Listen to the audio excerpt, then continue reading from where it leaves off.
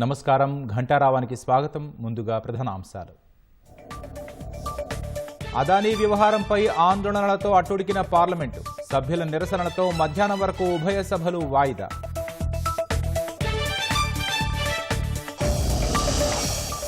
కోట్లాది మంది దేశ ప్రజల కష్టం ప్రమాదంలో పడిందన్న విపక్షాలు. హిండెన్బర్గ్ నివేదికపై విచారణకు కమిటీ వేయాలని డిమాండ్.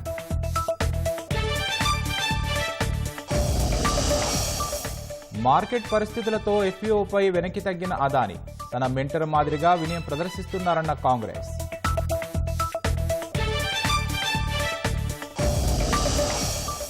ఎన్నికలు కాదు, దేశాభివృద్ధి ముఖ్యమన్న కేటీఆర్. ఆ దిశగా కేంద్ర బడ్జెట్ లేదని ఎన్హెచ్ఆర్డీ సదస్సులో వ్యాఖ్యలు.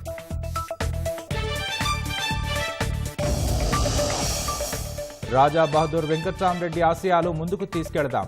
ఆయన పేరున ప్రపంచ స్థాయి వర్సిటీ నిర్మిద్దామని హరీష్ పిలుపు.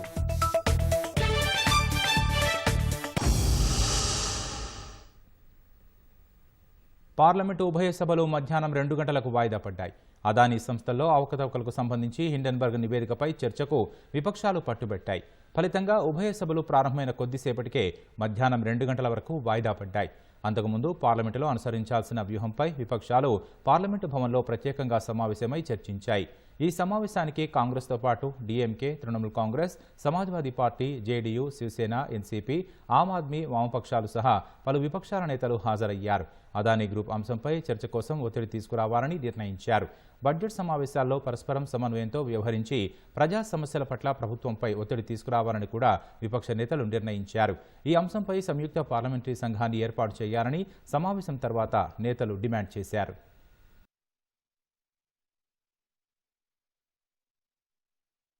हम सभी ने ये तय किया कि सदन में एक वॉइस में एक होकर जो आज करोड़ों लोगों का पैसा LIC में है, एक जिसको बहुत ही रेप्यूटेड इंस्टीट्यूशन है और सभी लोग करोड़ों लोग उसमें इन्वेस्टमेंट करते हैं, पॉलिसी लेते हैं, बच्चों के पढ़ाई के साथ और लाइफ इंश्योरेंस भी करवा लेते हैं। तो ऐसे करोड़ों लोगों से संबंधित इंस्टीट्यूशन का पैसा आज बर्बाद हो रहा है।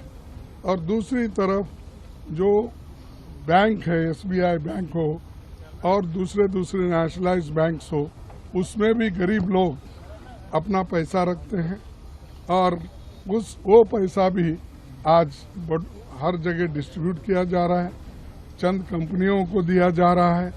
और उस कंपनी के बारे में इंटरनेशनली एक रिपोर्ट जो बाहर आई है, यूएस की कंपनी, एक हिंडनबर्ग जो रिसर्च इंस्टीट्यूट है, उसने बाहर निकाला है। अब जब निकालते ही देश के अंदर जितने भी ये जिस कंपनी को इन्होंने पैसे दिए थे, उस कंपनी के शेयर्स तो इतने गिर गए कि बहुत से लोगों को मूर्छा आया, वहीं गिरे सुनते ही। ऐसी स्थिति देश का ये सरकार ने बना के रखा है। और ये कौन कंपनी के मालिक है आपको तो मालूम है।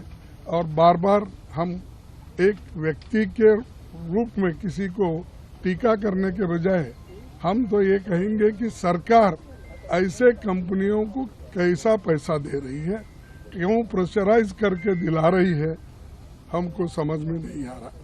इसीलिए लोगों के हित को ध्यान में रखते हुए और जो ये LIC, SBI, दूसरे बैंक्स जो सरकारी इंस्टीट्यूशंस हैं दिए हैं, इसकी एक जांच होना चाहिए। इसके लिए हम इस चर्चा में डिमांड करना चाहते हैं, या तो ज्वाइंट पार्लियामेंट्री कमेटी हो या सुप्रीम कोर्ट के जो चीफ जस्टिस है उनके नेतृत्व में इसकी इंक्वायरी हो और डे टू डे रिपोर्ट भी जनता के सामने रखे, उसका प्रोग्रेस क्या है और किस ढंग से ये इंक्वायरी चल रही, इसका एक ट्रांसपेरेंसी उसमें आती है और लोगों को भी मालूम होता है।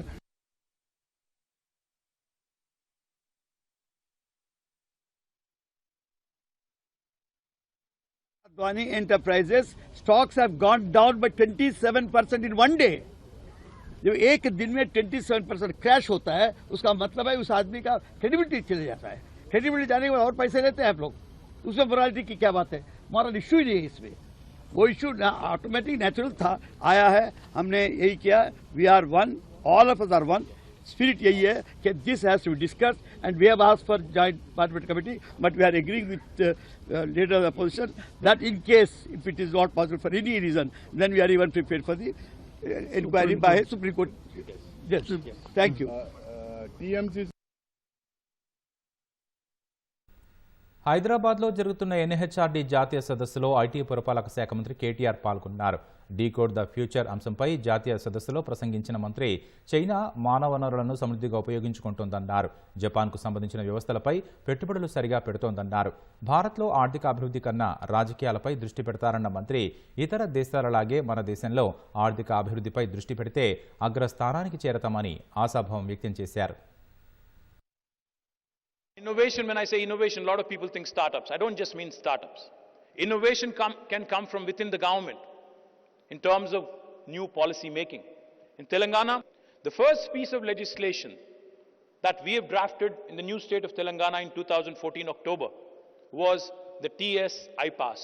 I think China managed its aspirations, its developmental goals, and ensured that the natural resources and human resources were put to good effective use, and has competed with the West and the best in the world to ensure it reached where it is.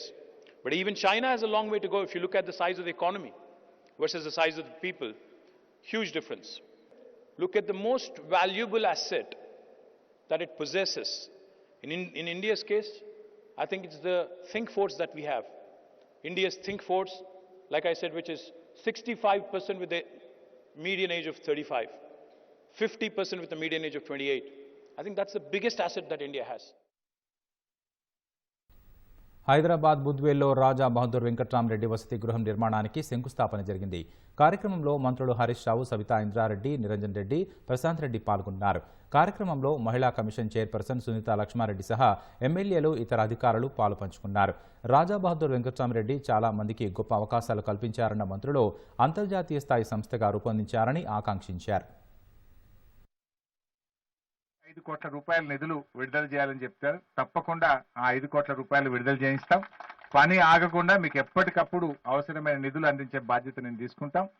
రెండో విషయం, మా ప్రశాంత్ గారు, నిరంజన్ అన్న, సబితక్క మేము కలిసి ఇంకా కొద్దిగా స్థలం ఏదైతే దీని రోడ్డు ఎంట్రీ విషయం మీరు చెప్పినారు, అది కూడా ఆ 1 ఎకర్ది ముఖ్యమంత్రి గారి దృష్టికి తీసుకుపోయి తప్పకుండా దాన్ని కేటాయించడానికి కూడా మా సంపూర్ణమైన సహకారం అందిస్తాం. ఏది ఏమైనా ఇది అతి తక్కువ సమయంలో మరి హాస్టల్ పూర్తి కావాలి. ఇది ఒక విశ్వవిద్యాలయంగా మీరు దాని అనుమతి సాధించాలి. అదేదో రొటీన్ మనము డబ్బులు సంపాదించే యూనివర్సిటీగా కాకుండా పేద పిల్లలకు ప్రపంచ స్థాయి విద్యను అందించే విధంగా ప్రపంచంలో ఈరోజు కాంపిటేటివ్ వరల్డ్కు అనుగుణంగా మన సంస్థ వచ్చేటట్టుగా మీరు మంచి ఉన్నతమైనటువంటి ఆలోచనలతో ముందుకు రావాలని చెప్పి, so let us push for that. ఈ సముదాయంలో అంతర్జాతీయ స్థాయి ప్రమాణాలతో కూడినటువంటి సెంటర్ ఆఫ్ ఎక్సలెన్స్ గా ఉండాలి. అది ఏ నామకరణం చేస్తారు, ఏ రకమైన కోర్సులు పెడతారు, ఎట్లా పెడతారు అనేది అకాడమిషియన్స్ తో, ఎక్స్పర్ట్స్ తో, విద్యావేత్తలతో మీరు డిస్కస్ చేయండి. దానికి అనుగుణంగా తీసుకురండి. ముఖ్యమంత్రి గారు తపన కూడా అదే, తెస్తే ఆ రకంగా తీసుకురావాలనేది వారి కోరిక. అందుకని దానికి తగ్గట్టు మీరు ప్లాన్ చేస్తే సాక్షాత్తు ముఖ్యమంత్రి గారే మళ్ళీ ఎంత దూరమైనా పోయి మీకు సాయం చేయడానికి సిద్ధపడతారని చెప్పి మనవి చేస్తూ నాకు అవకాశం ఇచ్చినటువంటి మీ అందరికీ ధన్యవాదాలు. గౌరవ ముఖ్యమంత్రి గారి కోరిక మేరకు ఇక్కడ మంచి యూనివర్సిటీ వచ్చేటట్టు చేయాలని మనస్ఫూర్తిగా కోరుతూ ఇక్కడే మన పోలీస్ అకాడమీ కూడా రాజా బహదూర్ వెంకట్రామరెడ్డి గారి పేరు పెట్టుకోవడం జరిగింది. అది కూడా చాలా గొప్ప విషయం. దాంతో పాటు ముఖ్యమంత్రి గారు ఇక్కడ ప్లేస్ అలెక్ట్ చేయడం అనేదే కాకుండా తపన పడుతూ ఉన్నారు ఒక మంచి యూనివర్సిటీ రావాలని.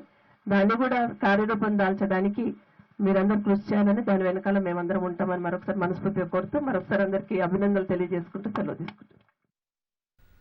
హైదరాబాద్ బాగ్లింగంపల్లిలో భారీ అగ్ని ప్రమాదం చోటు చేసుకుంది. వీఎస్టీ సమీపంలోని శుభకార్యాలకు ఉపయోగించే డెకరేషన్ సామాగ్రి గోదాంలో మంటలు అంటుకున్నాయి.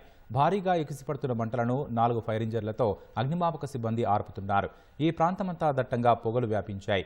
గోదాము పరిసరాల్లోని బస్తీలు ఉండడంతో స్థానికులు భయాందోళనకు గురవుతున్నారు.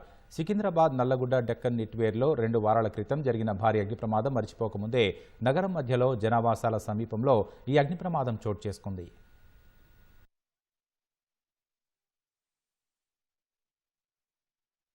రవీందర్ సింగ్ అండ్ జస్వంత్ సింగ్ అన్నదమ్ములు ఇద్దరు గత 10 సంవత్సరాల నుంచి గోడౌన్ తీసుకొని నడుపుతున్నారు. దీన్ని అనుకొని కొన్ని సుగుణ స్టీల్ కంపెనీ అవి ఉన్నాయి. డైలాండర్ ద్వారా వచ్చిన కాల్తో ఇమ్మీడియట్గా ఫైర్ టెన్ పెంచితే 5 ఫైర్ ఇంజిన్స్ వచ్చినాయి. ఇప్పటి వరకు అయితే ఫ్లేమ్స్ అన్ని కంట్రోల్ వచ్చేసినాయి ఆల్రెడీ. దాదాపుగా ₹1,00,00,000 కన్నా ఎక్కువ వాల్యూ నష్టం జరిగినట్టుగా కనపడతా ఉంది. ఈ పాత గోడౌన్ దాదాపు 2-3 ఎకరాల్లో విస్తరించి ఉంది. పైనుంచి ఏమో ఈ స్టీల్ యొక్క సీట్స్ అతిపెద్ద సీట్ లాంటి పెట్టి ఉన్నాయి. ఎందుకు జరిగింది, ఎలా జరిగింది, షార్ట్ సర్క్యూట్ అయిందా, ఫర్దర్ ఇన్వెస్టిగేషన్లో డెఫినెట్గా ఇది బయటకు తీసుకొస్తాము. హైదరాబాద్ బాగ్లింగంపల్లిలో జరిగిన అగ్ని ప్రమాద స్థలాన్ని మంత్రి తలసాని శ్రీనివాస్ యాదవ్ సందర్శించారు. నగరంలో అగ్నిమాపక నియమాలు పాటించని భవనాలు వేల సంఖ్యలో ఉన్నాయని ఈ సందర్భంగా మంత్రి అన్నారు. పురాతన గోదాములు, భవనాలను గుర్తించేందుకు ప్రత్యేక కమిటీ ఏర్పాటు చేసినట్లు తెలిపారు. చాలా ఏళ్ల క్రితం ఏర్పాటు చేసిన గోదాముల్లో జాగ్రత్తలు తీసుకొని పక్షంలో కఠిన చర్యలు తీసుకుంటామని స్పష్టం చేశారు. గోదాముల నిర్వహణలకు అవగాహన కల్పిస్తామన్న మంత్రి ప్రమాణాలు పాటించకపోతే ఉపేక్షించేది లేదన్నారు. కొన్ని ఎన్ఓసీ ఉన్నాయి, కొన్ని ఎన్ఓసీ లేవు, రకరకాలుగా ఉన్నాయి. ఇది ఇప్పటితో వచ్చిన పాపం కాదు. ఇది గడిచిన 25-30 సంవత్సరాల నుంచి ఉన్నటువంటి పాపం. జరిగినది గత ఫర్దర్గా మాత్రం అందరూ జాగ్రత్తలు తీసుకోవాలని చెప్పి నేను కోరుతున్నాను. బట్ అవేర్ కాకపోతే మాత్రం ఇబ్బందులు. అట్లీస్ట్ తీసుకోవాల్సినటువంటి జాగ్రత్తలు తీసుకోకపోతే మీకు నష్టమే. ఇక్కడ ఏమి లేదు కాబట్టి సరిపోయింది. అదే చుట్టుపక్కల ఇండ్లు ఉంటే ప్రమాదకరమైనటువంటి పరిస్థితులు ఉంటుండే. తీసుకోవాల్సినటువంటి జాగ్రత్తలు అన్నీ ప్రభుత్వం తీసుకుంటుంది. బట్ వ్యక్తిగతంగా వ్యాపారం చేసుకునే వాళ్ళు కూడా మీ గోడౌన్స్ జాగ్రత్త పెట్టుకోండి. ఫైర్ యాక్సిడెంట్ జరగకుండా ఏం ప్రికాషన్స్ తీసుకోవాలనో దయచేసి అవి తీసుకోవాల్సినటువంటి అవసరం ఉన్నది. లేకపోతే మాత్రం చాలా నిర్దాక్షిణ్యంగా తీసేటువంటి పరిస్థితి వస్తుంది. దాంట్లో గవర్నమెంట్ ఎవరిని స్పేర్ చేసే సమస్య ఉండదు. ఎంత పెద్ద వాళ్ళైనా వదిలిపెట్టే సమస్య కూడా ఉండదు.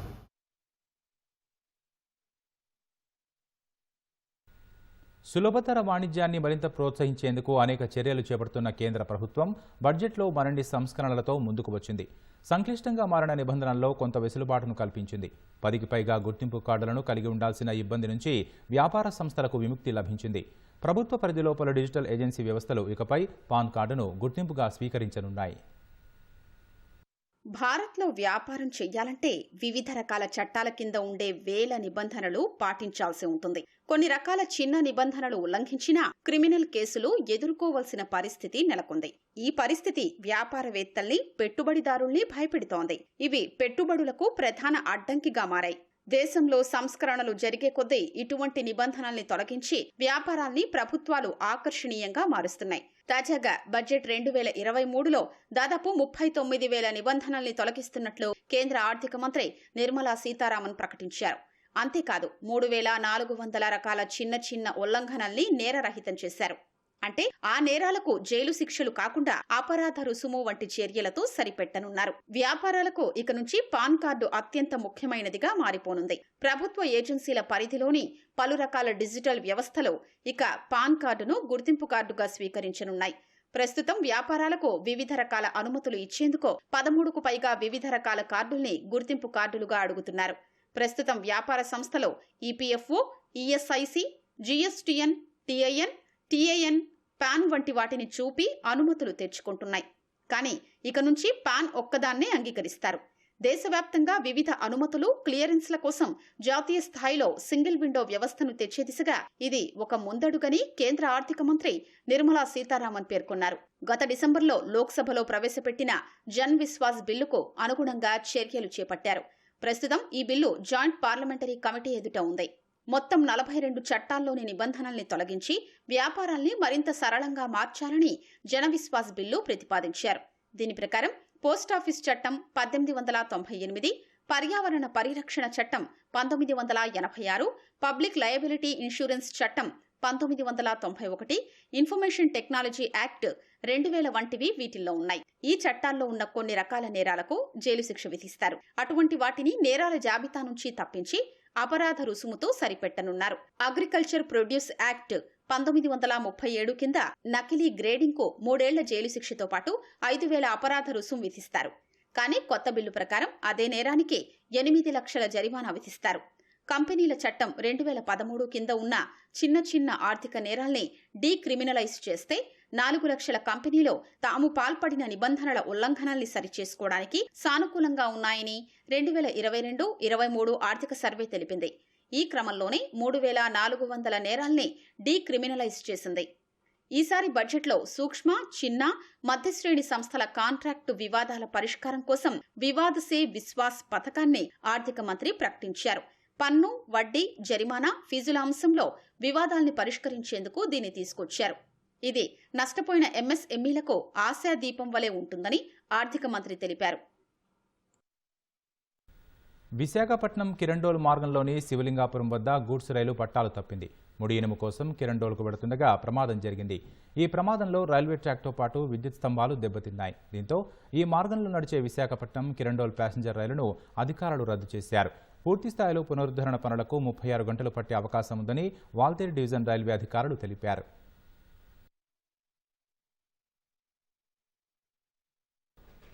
సమయానికి నాణ్యమైన ఆహారం అందక ఇబ్బందులు ఎదుర్కొంటున్న విద్యార్థుల కోసం పెద్దపల్లి జెడ్పీ చైర్మన్ పుట్ట మధుకర్ చారిటబుల్ ట్రస్టును ప్రారంభించారు.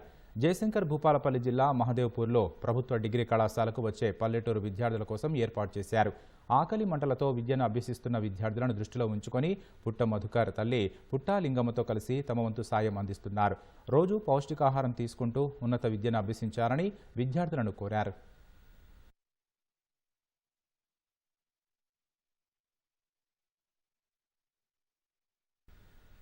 మార్కెట్లోకి ఓ కొత్త రకం గ్యాడ్జెట్ వస్తే అరే భలే ఉంది కదా అని ఆసక్తిగా చూస్తాం. మరి ఆ ఉత్పత్తిని మీరే తయారు చేస్తే ఎలా ఉంటుందని ఆలోచించారా? ఆ యువకుడు అలానే చేశాడు. గ్యాడ్జెట్స్పై తన ప్రత్యేక శైలిలో సైన్స్ ప్రయోగాలు చేస్తూ టాలెంట్ ప్రదర్శిస్తున్నాడు. అంతేకాదు వాటిని నచ్చినట్లు ఎలా రూపొందించాలో చెబుతూ అందరితో ప్రశంసలు అందుకుంటున్నాడు. అతడే దేబాశిష్ దాస్. వినూత్న రీతిలో ప్రయోగాలు చేస్తూ నెట్టింట తెగ వైరల్ అవుతున్న ఈ పశ్చిమ బంగ యువకుడి గురించి ఇప్పుడు తెలుసుకుందాం. Alexa, how are you? I am absolutely great. How are you? Alexa, what is the time? The time is 3:55 p.m. Now let's check my favorite thing, voice-controlled home automation. Alexa, switch on the light. Okay. Alexa, switch off the light. Okay. Alexa, play. What do you want to play? Play Set My World on Fire. చూశారుగా Alexa ఎలా పనిచేస్తుందో. ఇందులో విచిత్రం ఏముందనుకుంటున్నారా? అయితే మీరు పొరపడినట్లే. ఎందుకంటే అది Alexa కాదు, ఈ యువకుడు తయారు చేసిన డమ్మీ అలెక్సా. కానీ అచ్చం ఒరిజినల్ లాగే పనిచేస్తుంది కదా. ఇదే కాదు, ఇలాంటి ప్రయోగాలు ఎన్నో చేసి సోషల్ మీడియాలో ఫేమస్ అవుతున్నాడు ఈ యువకుడు.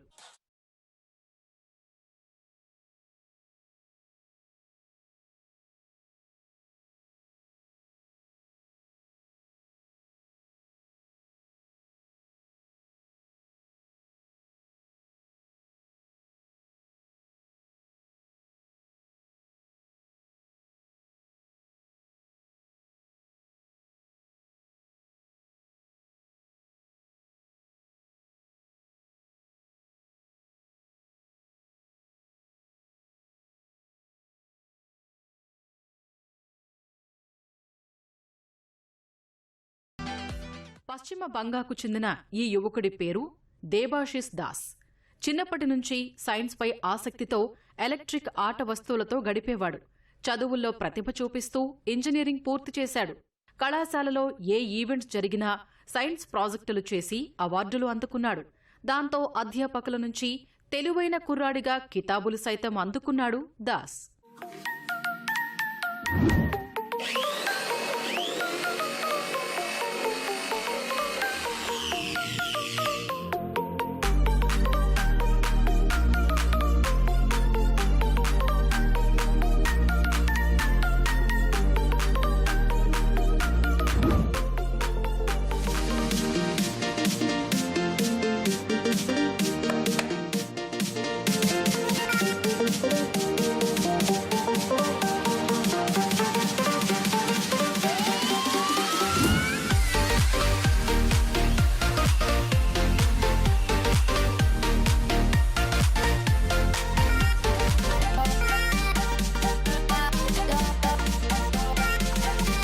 ఇంజనీరింగ్ చేసిన దాస్ ఉద్యోగం వెంట పరిగెత్తకుండా నచ్చిన ఎలక్ట్రానిక్ రంగంలో రాణించాలనుకున్నాడు. దాంతో సామాజిక మాధ్యమాల వేదికగా టెక్ రివ్యూవర్గా కెరీర్ ప్రారంభించాడు. ప్రపంచంలో ఏ కొత్త రకం గ్యాడ్జెట్స్ వచ్చినా వాటికి రివ్యూలు చెప్పటం మొదలుపెట్టాడు. కానీ నెటిజన్లను అంతగా ఆకట్టుకోలేకపోయాడు ఈ యువకుడు.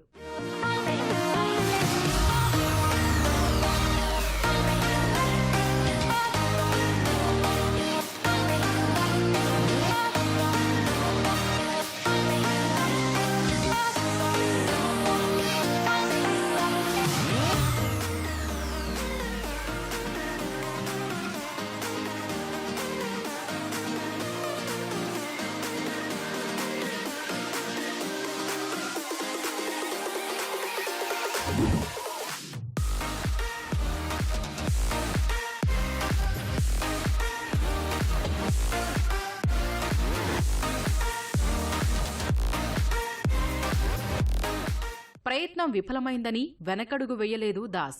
ఆ ప్రయత్నం లోపాల్ని గుర్తించి ఈసారి పక్కా ప్రణాళిక వేసుకున్నాడు. 2 నెలల విరామం తర్వాత సైన్స్ ప్రయోగాలు చేస్తూ నెటిజన్ల ముందుకు వచ్చాడు. గ్యాడ్జెట్స్కు రివ్యూలు చెప్పటం కాదు, వాటిని మరో విధంగా ఎలా ఉపయోగించాలో ప్రయోగాత్మకంగా చేసి చూపించటం చేస్తున్నాడు ఈ యువకుడు.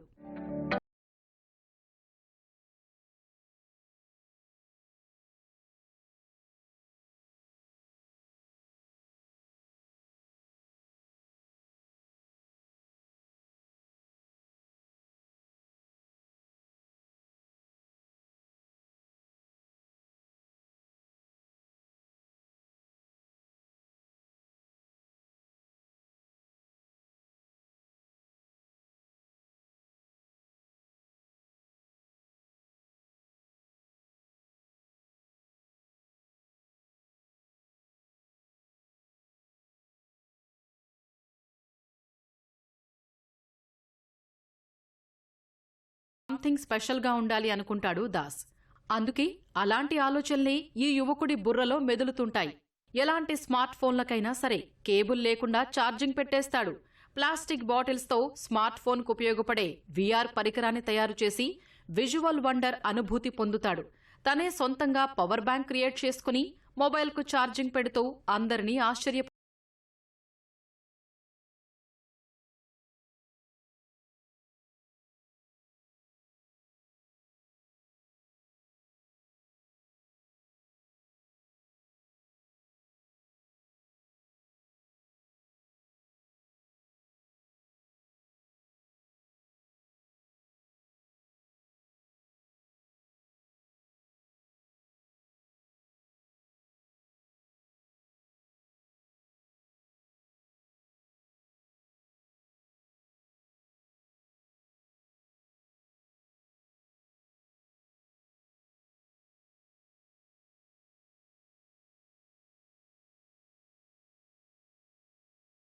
నుంచి ఏ విషయమైనా దాస్ చాలా ఆసక్తి కనబరుస్తాడు. ఆ ఆసక్తితోనే చైనా వరకు వెళ్లి యాపిల్ మొబైల్స్ ఎలా తయారు చేస్తున్నారో తెలుసుకున్నాడు. అలా ఇప్పటికీ పలు గ్యాడ్జెట్స్ కంపెనీల్ని సందర్శించి నైపుణ్యాన్ని మరింత మెరుగుపరుచుకున్నాడు. తన ప్రతిభతో motor, LED, switch, microcontroller లాంటి వాటిని ఉపయోగించి గ్యాడ్జెట్స్ను నచ్చినట్లు మార్చుకుంటున్నాడు దాస్.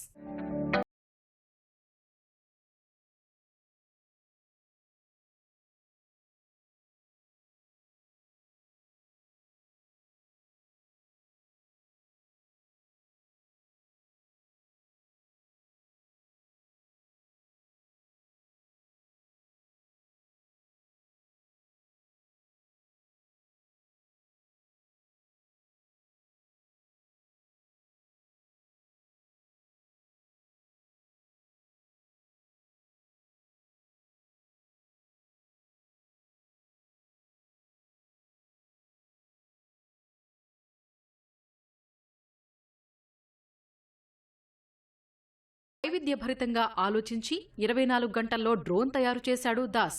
ప్రయోగాత్మకంగా ప్రదర్శించి అందరి మన్ననలు అందుకున్నాడు. అంతేకాదు, వాయిస్ కంట్రోల్ సహాయంతో డమ్మీ రాకెట్ లాంచ్ చేసి నెటిజన్లను ఆశ్చర్యపోయేలా చేశాడు.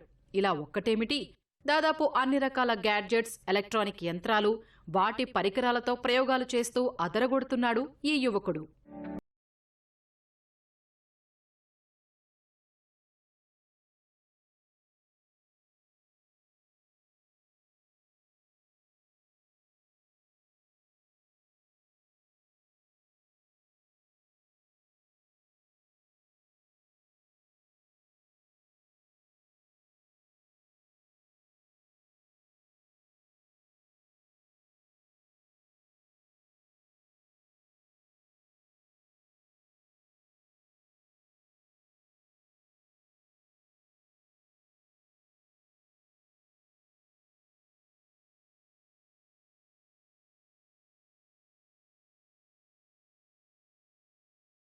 రీతిలో దాస్ చేస్తున్న ప్రయోగాలు చిన్నపిల్లల నుంచి పెద్దవాళ్ల వరకు అందరినీ ఆలోచించేలా చేస్తాయి. కొన్ని ప్రయోగాలైతే ఇలా కూడా చేయొచ్చా అనిపించక మానదు. గ్యాడ్జెట్స్కు రివ్యూలు చెప్పే దాస్ తనలో ఉన్న ప్రతిభను వెలికితీస్తూ సామాజిక మాధ్యమాల్లో ఫేమస్ అవుతున్నాడు. ప్రతి ఒక్కరిలో ఏదో ఒక టాలెంట్ ఉంటుంది. దాన్ని మనం గుర్తించి సాధన చేస్తే తప్పక విజయం మనదే అంటున్నాడు ఈ పశ్చిమ బంగా యువకుడు.